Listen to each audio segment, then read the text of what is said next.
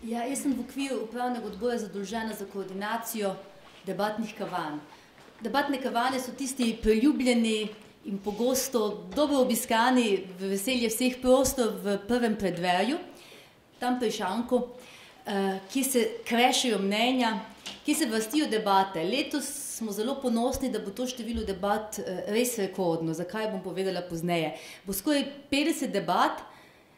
Zanimanje vseh prijaviteljev je bilo takšno, da smo morali celo vpeljati dodatne paralelne debate v dvoranah M1, to je bila neka skupna odločitev upravnega odbora, ki je bil navdušen nad tem, da je res založniki čedalje bolj cenijo to, da so knjige, ampak še pred knjigami so besede. In če ni v knjigah besed, potem tudi te nimajo tega svojega družbenega odmeva. Vsako leto skušamo vsebinsko usmeriti debate na sejmu, tudi letos smo nekako izzvali založnike. Mogoče, da se posvetijo položaju knjige v času recesije. Nekateri se tega držijo, se odzovejo temu izzivu, drugi imajo debate na drugačne teme, vse so zato še zmeraj zanimive. Od ponedeljka do, se opravičujem, meni se zdi, da je sejem se začne s ponedeljkom, pa se seveda ne, se začne s torkom oziroma sredo. Od srede do petka se vrstijo strokovne debate, predvsem v dopoldanskem času. Popoldan je že namenjen debatam širšega interesa, sobota pa nedelja sta pa sploh posvečena poljudnim temam. Včasih, še prejšnje leta, tudi tako, kot je povedal predsednik upravnega odbora, smo ves čas debatirali o teh e-knjigah. Letos ni veliko debat na temo e-knjig.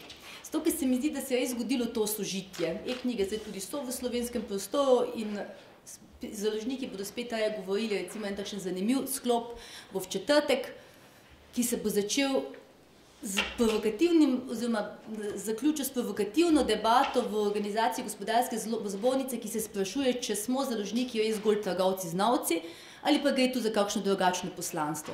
Finančnemu življenju knjig in knjižnih ustvarjalcev se bo posvetila predhodna debata, tudi potem knjige, kako sploh knjige pridejo do kupca, vse te ne bodi jih treba reči, kot so tudi trgovine nazadnje, kjer se knjige kupijo. V petek je močen vsebinski sklop, ki se bo posvečal vzgoji bralne kulture. In to prav od otroka nebralca, ki vstopa v šolo, do problematičnih tem v otroški literaturi, ki se je pogosto izogibamo.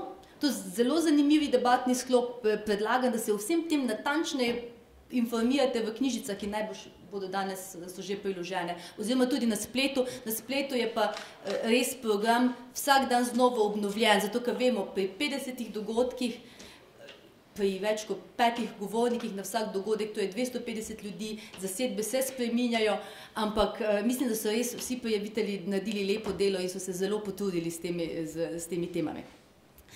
Potem je še ena debata, ki je sploh bila posebna, sploh glede na gosta, ki se je bo udeležil, in to bo pogovor s Pedrom Opeko, ki se bo v pogovoru z Jožetom Možino opredelil do izzivov globalizacije.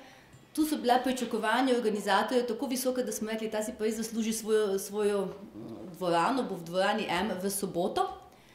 V soboto bo tudi pogovor s profesorjem Bogatajem o fenomenu slovenske potice.